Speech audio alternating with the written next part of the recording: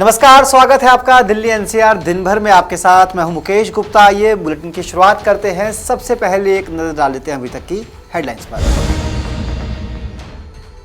दिल्ली सरकार को बजट के लिए 5500 लोगों ने दिए सुझाव। बताया शिक्षा, स्वास्थ्य और आर्थिक विकास के लिए क्या चाहते हैं दिल्ली वासी। पूर्व प्रधानमंत्री मनमोहन सिंह का केंद्र सरकार पर हमला। बोले केंद्र का राष्ट्रवाद नकली, लोगों को बांट रही है सरकार। बवाना हादसा स्थल पर पहुंचे दिल्ली कांग्रेस कमेटी अध्यक्ष अनिल चौधरी। दिल्ली सरकार को हादसे के लिए ठहराया जिम्मेदार। सीएम केजरीवाल से पूछे कई सवाल। राजधानी में स्मार्ट कार्ड शस्त्र लाइसेंस की शुरुआत। देश का पहला राज्य बना दिल्ली। दिल्ली एनसीआर में ठंड से मिली लोगों को राहत, लेकिन वायु प्रदूषण ने बढ़ाई मुश्किल।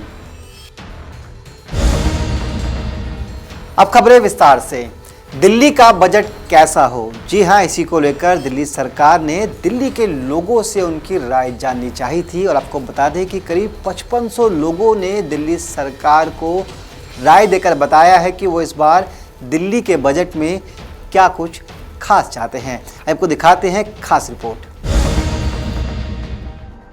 दिल्ली सरकार के वित्त वर्ष 2022-23 के बजट के लिए करीबन 5500 लोगों ने सुझाव दिए हैं, जिनमें छोटे कारोबारियों के लिए निवेशक उद्यमी कार्यक्रम शुरू करने से लेकर राष्ट्रीय राजधानी में ई बाइक को प्रोत्साहित करने तक का सुझाव शामिल है। केजरीवाल सरकार ने अपने स्वराज बजट के लिए लोगों से सुझाव आमंत्रित किए थे और सुझाव देने के आखिरी दिन तक 5500 सुझाव मिले हैं। अधिकारियों की माने तो दिल्ली वाले आम आदमी पार्टी की सरकार में शिक्षा प्रणाली में हुए विकास से प्रभावित है और वे इसी तरह की सुविधा वयस्कों के लिए भी चाहते हैं।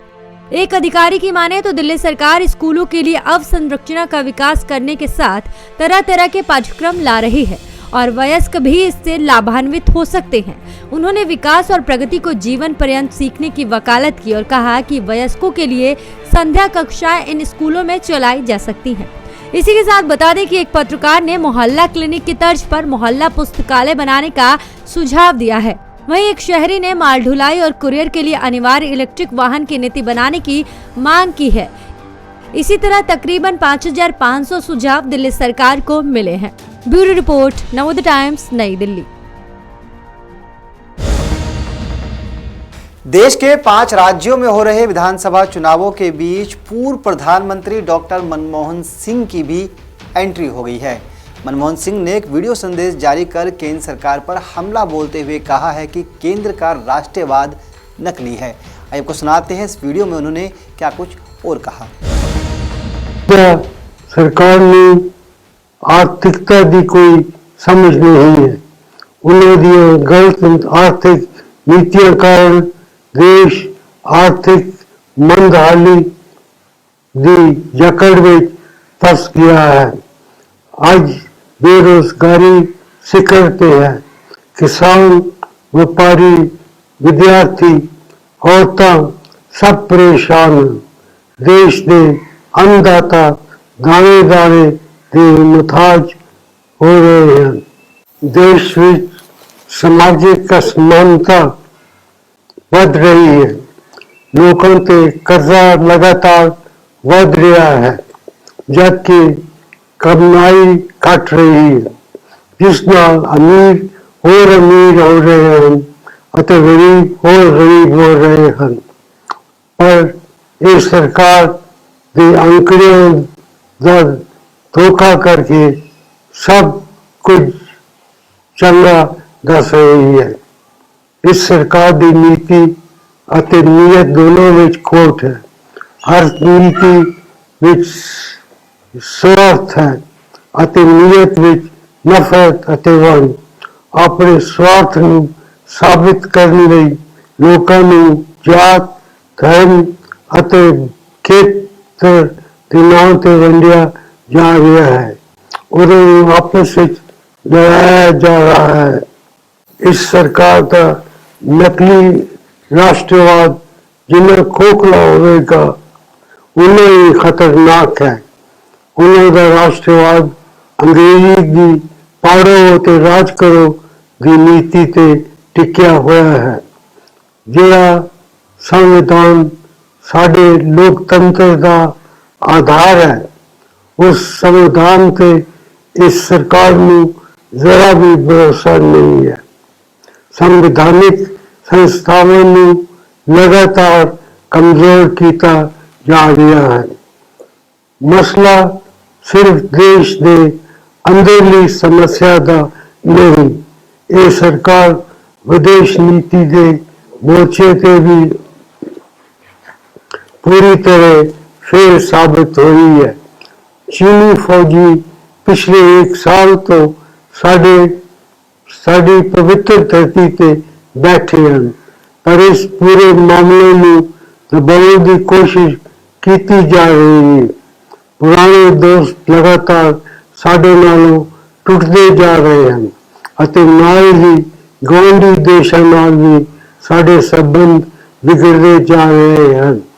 मैं उम्मीद करता हूँ कि उन सत्ताधारियों ने ये समझ आ गई होगी कि नेताओं ने जबरदस्ती जफी पाउन, उन्होंने झूठे दवाउन या बिना बुलाए बिरयानी खान पहुंच जाना देश के रिश्ते नहीं समझ सकते।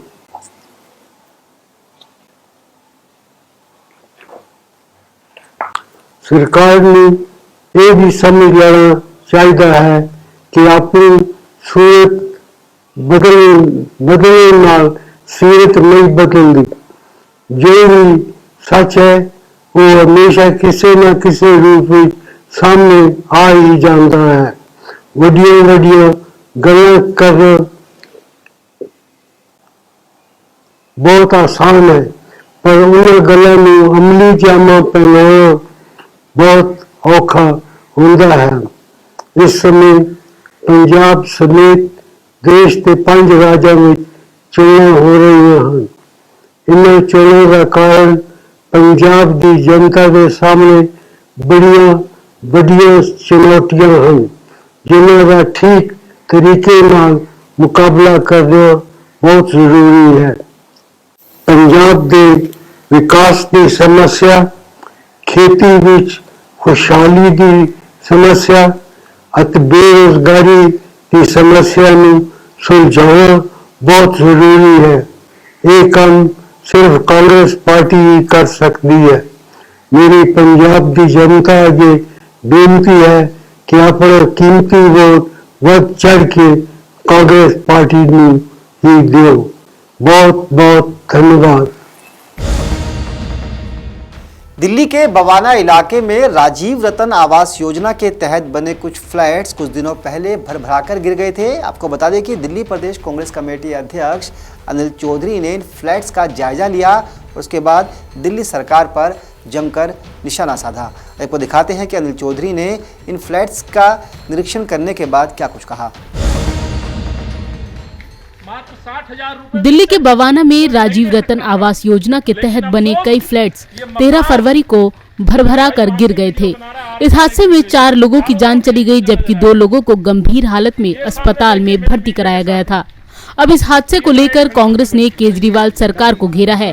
कांग्रेस प्रदेश अध्यक्ष अनिल चौधरी अपने कई कार्यकर्ताओं और पार्टी नेताओं के साथ हादसे की जगह का जायजा लेने के लिए बवाना पहुंचे, जिन्होंने इस हादसे के लिए सीधे तौर पर दिल्ली सरकार को जिम्मेदार ठहराया है। आज जहाँ हम खड़े बवाना का क्षेत्र, ये जो खंडर इमारतें देख रहे हैं, वीरान इमारतें देख रहे हैं, ये इमारतें राजीव रत्न आवासीय योजना के तहत गरीब लोगों के लिए बनाई गई, बन के कंप्लीट। 2008 में एप्लीकेशंस मांगी गई, 2013 तक मकान भी बन के कंप्लीट हो गए थे। एप्लीकेशन आती है 2,77,000 से ज्यादा। गरीबों को जो वादा कांग्रेस ने किया था रिटर्न में दिया था, रिटर्न में उसे 100 रुपए का आवेदन लिया गया था और एक कॉन्ट्रैक्ट हुआ था कि आप लगभग 60,000 रुपए आप देंगे। मकान की कीमत जो है वो 3,34,000 रुपए के लगभग थी 2013 से पहले। गरीबों के सपने पूरे होने वाले थे। बाकी का अमाउंट सरकारों ने देना था। JNNURM के तहत ये स्कीम को जमीन पर ना केवल लाया गया, बल्कि देख सकते हैं मकान बनके तैयार थे। एक होता है स्कीम घोषणा कर दी, जो अरविंद आए दिन घोषणा करते हैं। जो आपने सवाल पूछा, नया तो कुछ बना नहीं, ये सही बात है। जहां जो कि वही मकान का नारा दोनों पार्टियां देती थी, भाजपा और आम आदमी पार्टी। एक मकान जहां झुकी वही मकान का नहीं बना, नींव नहीं डली। और वो मेरी सरकार शीला जी की सरकार थी जिसमें मैं एमएलए रहा। 2008 में स्कीम लॉन्च की गई और 2013 आते आते मकान बनके तैयार थे। लेकिन आज उन मकानों के नीचे लोग मर जाते हैं, बिल्डिंग गिर जाती है। ये पूरी इमारतें खंडर है, वीरान है। रोड पे चलने वाला इंसान नहीं दिखेगा, यहाँ जानवर नहीं दिखाई देगा। जहां बच्चों की किलकारी सुननी थी, पार्कों को आप देख सकते हैं क्या कीकर के खंडर नजर आते हैं। इसके लिए दोषी कौन? पंजाब में जाके दिल्ली मॉडल तो अरविंद जवाब दे। 4 लोगों की मृत्यु हो गई तो जिम्मेवार कौन? यहाँ चौकीदार नहीं थे तो जिम्मेदार कौन? असामाजिक तत्व यहाँ के असामाजिक गतिविधियां करते हैं तो जिम्मेदार कौन? यदि यहाँ की इमारतों की नींव तक काट करके लोहा निकालने वाले लोग दिन रात काम करते रहे तो जिम्मेदार और दोषी कौन?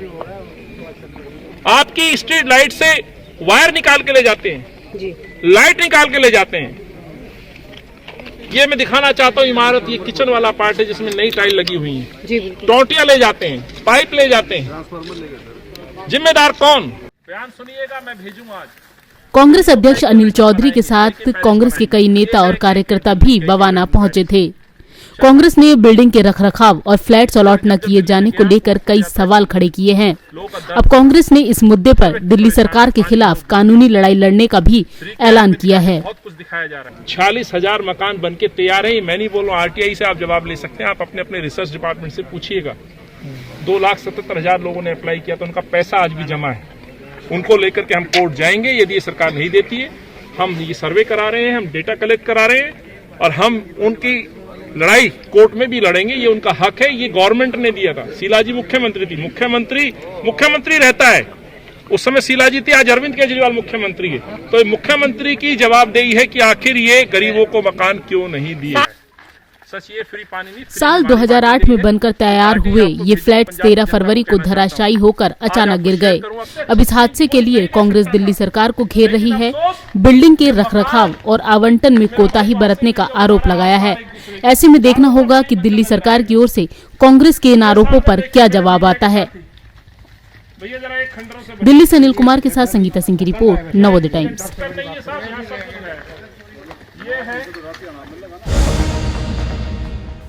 अगर आप राजधानी दिल्ली में रहते हैं और किसी शस्त्र का लाइसेंस लेना चाहते हैं तो अब आपको भारी भरकम बुकलेट पढ़ने की आवश्यकता नहीं है। जी हां, दिल्ली पुलिस ने खुद को और स्मार्ट करते हुए अब शस्त्र लाइसेंस स्मार्ट ऐप की शुरुआत की है। खुद देश के गृह मंत्री अमित शाह ने इस ऐप की शुरुआत करते हुए कहा कि दिल्ली देश का पहला ऐसा राज्य है जहां पर ऑनलाइन तरीके से अब शस्त्र का लाइसेंस मिल सकेगा। आपको दिखाते हैं ये पूरी प्रक्रिया क्या रहेगी और कैसे अब आपको घर बैठे ही शस्त्र का लाइसेंस मिल जाएगा। राष्ट्रीय राजधानी के लोगों को डिजिटल सेवाएं उपलब्ध कराने के मद्देनजर दिल्ली पुलिस ने स्मार्ट कार्ड शस्त्र लाइसेंस की शुरुआत की है। इसके साथ ही दिल्ली पुलिस इस तरह की शुरुआत करने वाला देश का पहला पुलिस बल बन गया है। अधिकारियों ने यह जानकारी दी। दिल्ली पुलिस की लाइसेंस इकाई ने भारी भरकम शस्त्र लाइसेंस बुकलेट के स्थान पर स्मार्ट कार्ड शस्त्र लाइसेंस जारी करने का निर्णय लिया है।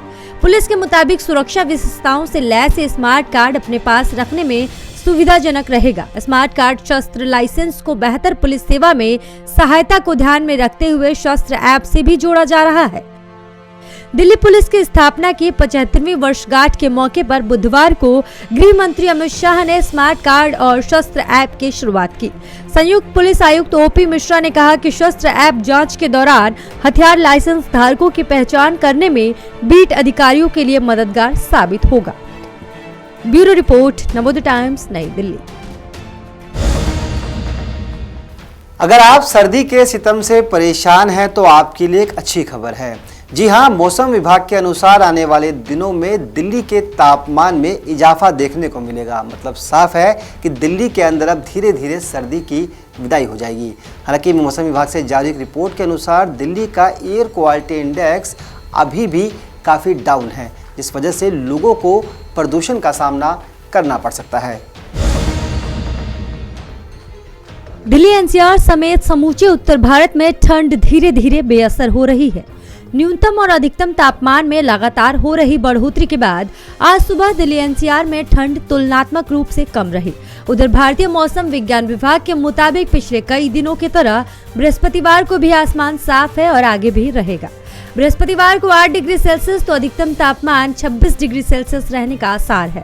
मौसम विभाग का यह पूर्वानुमान है कि लगातार ठंड में कमी आएगी और ठंड में इजाफा होगा। मौसम विभाग का पूर्वानुमान है कि लगातार ठंड में कमी आएगी और गर्मी में इजाफा होगा और इस वजह से अगले 1-2 दिनों में ये 28 से 11 डिग्री तक हो जाएगा। इसी बीच दिल्ली एनसीआर के लोगों के लिए मुसीबत वायु प्रदूषण बनने वाली है। दिल्ली एनसीआर में वायु गुणवत्ता खराब से बहुत खराब श्रेणी में पहुंच गया है। सीपीसीबी द्वारा जारी एयर क्वालिटी बुलेटिन के अनुसार दिल्ली का एयर इंडेक्स 272 रहा। एनसीआर में फरीदाबाद का एयर इंडेक्स 335, गाजियाबाद का 227, ग्रेटर नोएडा का 248, गुरुग्राम का 242 और नोएडा का 277 दर्ज किया गया। इससे निजात मिलने के आसार हाल फिलहाल नहीं है। बुधवार की तरह बृहस्पतिवार को भी दिल्ली एनसीआर की वायु गुणवत्ता खराब से बहुत खराब श्रेणी में दर्ज की गई। दिल्ली एनसीआर में बुधवार को भी कोई खास बदलाव नहीं हुआ।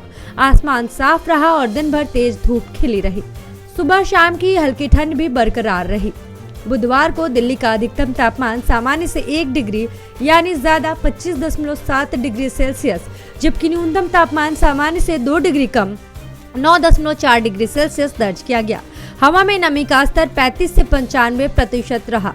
सर्वाधिक अधिकतम तापमान 27.2, सबसे कम न्यूनतम तापमान 13.6 डिग्री सेल्सियस पीतमपुरा में रिकॉर्ड हुआ। ब्यूरो रिपोर्ट, नवोदय टाइम्स, नई दिल्ली। तो दिल्ली एनसीआर दिन भर के इस बुलेटिन में फिलहाल के लिए इतना ही। मुझे दीजिए इजाजत। नमस्कार।